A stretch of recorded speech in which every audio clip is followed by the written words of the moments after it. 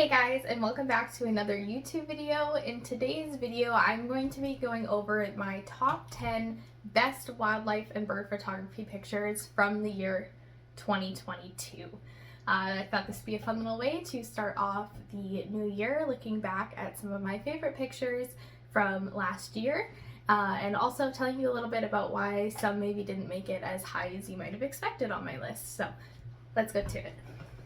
So coming in at number 10 on my list is this picture of a young moose that I got out near Elbow, Saskatchewan.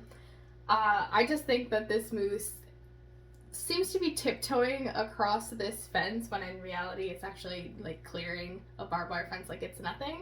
And so I just like the uniqueness of this capture. It's a pose we don't really see moose in, and I thought it was really cute.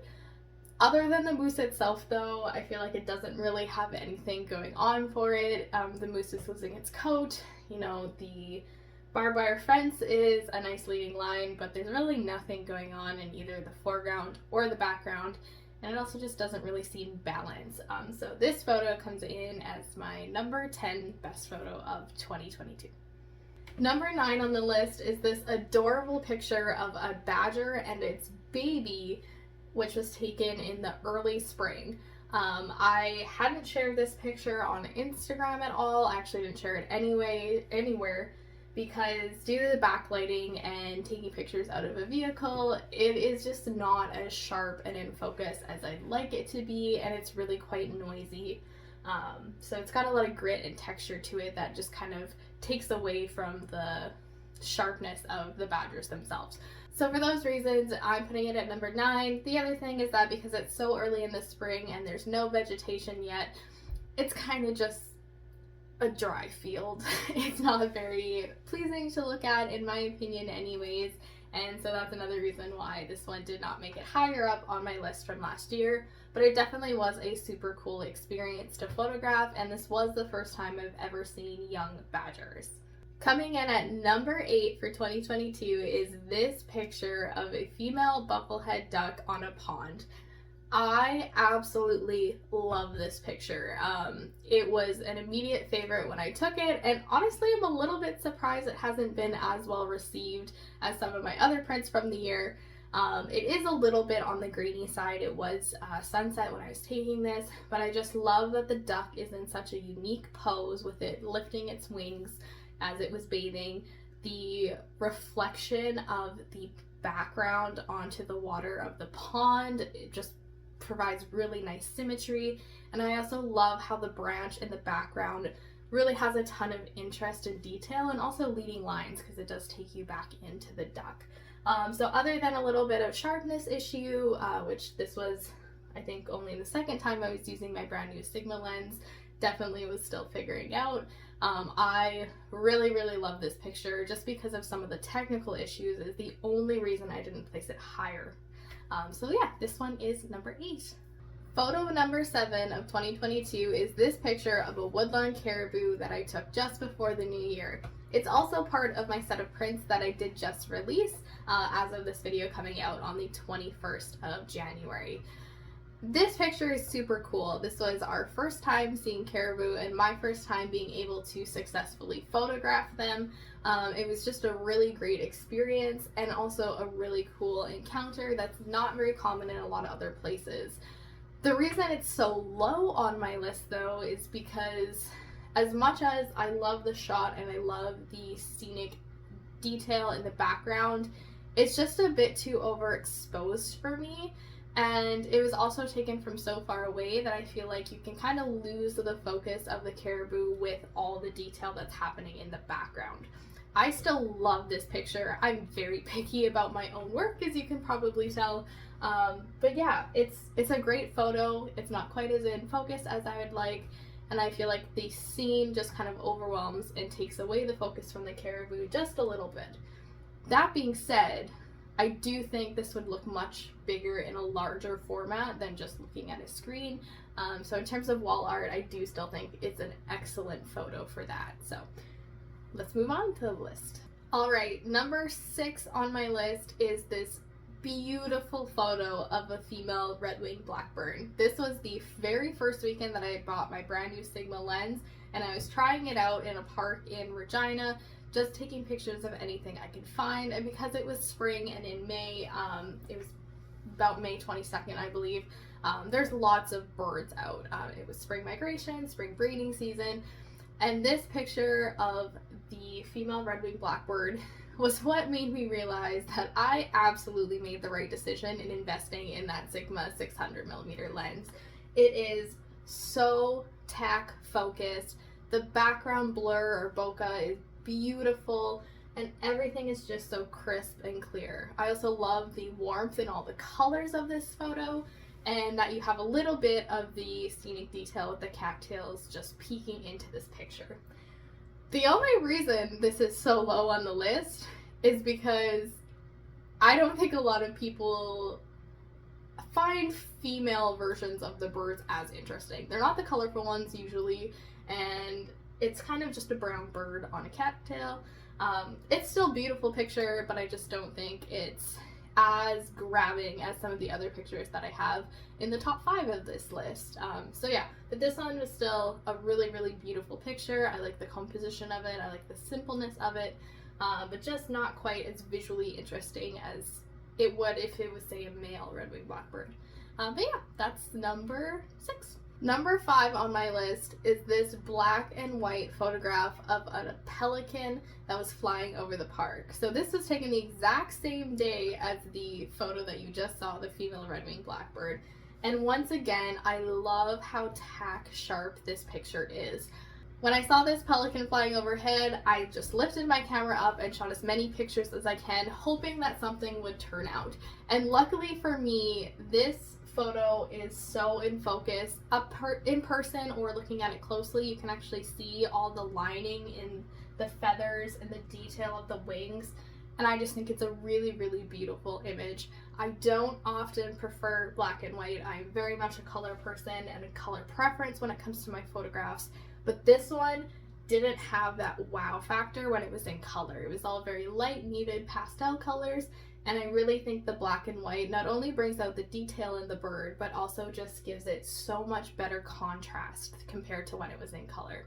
So I absolutely love this. This one's hanging on my wall currently. It's a beautiful wall art piece, and this comes in at number 5. Speaking of colored images, this is an incredibly colorful, beautiful image of a yellow-headed blackbird that I took this summer in Birch Hills before we moved up north here. It was evening light, golden hour light, which just really enhances the yellows in the color, and getting the greens and blues in the background in such a cooler tone provides such a unique color contrast as opposed to a lighting contrast. The pose of the bird was really great. Everything is tack focused when you zoom in, and yeah, I just really, really enjoy how saturated the colors are in this picture. Obviously, I do edit my images, you can play around with color and such, and there was a little bit of alteration to make the color pop as much as it did, but really, other than adjusting a little bit of blue and adding some contrast, this photo didn't need a lot of work. So I really like the 3 dried cattail strands. They provide nice repetition, the bird is very interesting, and the color and lighting is just gorgeous. I absolutely love this picture. This one's number 4 on my list. Coming in at number 3 is this beautiful winter portrait of a Canada jay, also known as a gray jay or a whiskey jack as they are commonly referred to. This picture was taken in December in a little bit of light snow, and the details in this picture are absolutely unreal. At this point, I've done a lot of work figuring out focusing and my camera and my new lens, and so you can see every feather detail in this photograph. I'm not sure if it'll pick up on the camera here, but you can see every single wisp coming off of all of these feathers. You can see all of the snow that's floating through the background. And then once again, you have the subject, tack sharp focus, all of the branches providing leading lines to draw your eye into the photograph, and then the background being very blurred out so as to not be distracting, but because of how dark it is, it beautifully contrasts the bird. So I just really love this picture. I think Canada are super cute. They're very interactive. So this is just a really, really beautiful picture with tons of detail and just a winter classic. And I just really, really like this picture. It's not necessarily one I'd hang on the wall per se, but it's really, really shows the growth of how far I've come in my photography this year. This here is my number 2 photo of 2022, and I heavily debated the order of 1 and 2, which one should go first, which one should go second. This ptarmigan picture was just an entire story and experience to photograph, and that does heavily influence how much I like it and how highly I rank it. So this was my very first time seeing a ptarmigan ever in my life. It was in its full winter colors, and of course it was during a beautiful snowy day. So we had actually seen this ptarmigan much closer to us after it kind of spooked out of the bush, and that's actually where I got the closer up picture that you've probably seen on my Instagram of it. I really like that picture as a birder because it shows you all the details of the ptarmigan, the red coloring over the eye, and just a really good close-up picture. But as it started wandering further away from us, I started to pull back on the composition and the framing, and as soon as I saw the leaning line of this tree line coming down to the bird, all of the snow falling in the air, and being able to catch the bird in focus, I knew that this was a piece that was going to be more art as opposed to just a good photograph. And I just crossed my fingers that that bird would be in focus. And when I brought it home, loaded it up on the computer, I could have cried at the fact that it was perfectly in focus and just as beautiful as I had hoped. So you get the really sharp detail of the bird in the foreground. When you look closely, it's a little bit blown out because of the computer screen, but you can actually see where the ptarmigan walked in the snow to get to where it is. And then all those beautiful flecks of white snow, the ones closer to you are smaller and sharper and are in focus, and the further they go back, the more out of focus, blurred, and just kind of light circles that they become. And I think it's just such an interesting picture. You get leading lines, very good contrast, and I cannot wait to see this one blown up as a large format print because I think it's going to be even more stunning the bigger it goes. So this is my number 2 photograph of the year. I am so happy with it, and this was really where I started to shift my photography into less being just a good identifiable picture of an animal and trying to intentionally incorporate more scenic elements to create more art style prints. So there is a whole entire section on my website of my kind of art style prints if you want to go check more of them out. But now that brings us to the final number 1, my favorite image of 2022. Are you ready? You might have guessed it, but my number 1 picture of 2022 is the spring yellow warbler. There are so many aspects of this photo that I just absolutely love. So the first part, the only reason it beat out the winter ptarmigan picture that you saw previously is because of the color. So the yellow warbler has such a rich golden yellow hue to it. It has the brown streaking through the breast that provides a little bit of contrast, and it just catches my eye. Something about it just speaks to me, and every time I see this picture, I enjoy it. I printed this one for myself personally, not as part of my stock, in a 16x24, and it looks just as good in print as it does on the computer screen. It is so in focus. The other aspects of this picture that really make it my number 1 is the tonality of all the colors. The warm brown of the Carriganas with the sunny yellow greens of the background really provide a cohesive warmth and feel to this image in terms of the color and the tonality that just really speaks to me. I find it very pleasing and really pleasing to the eye to look at as well.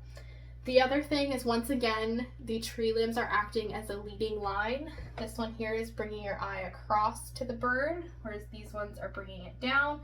And these two, I probably could have shifted my position slightly to have it more encapsulating the bird, but I think it still does a good job of bringing your eye to it, and with it being further in the background and more blurred, I don't find it too distracting either. So while this picture is my favorite, it is also a favorite of the print store. This image is by far my most purchased print, which I really appreciate everyone who's purchased one so far. I hope you love them just as much as I have. So yeah, that brings my top 10 wildlife photography pics of 2022 to a close. Let me know which one was your favorite down in the comments, and also don't forget to like and subscribe. It really helps me out. I'm hoping in 2023 to do a lot more wildlife photography videos on this channel. I'm thinking doing trip vlogs, bringing you guys along with me to try to capture pictures, whether it be of wildlife or birds. So let me know if that's something you'd be interested in, and I hope you guys have had a great start to your 2023 season. Really quickly, once again, I did just drop brand new prints to my store. The link is going to be in the description. I hope you guys have a great day, and we'll see you in the next video.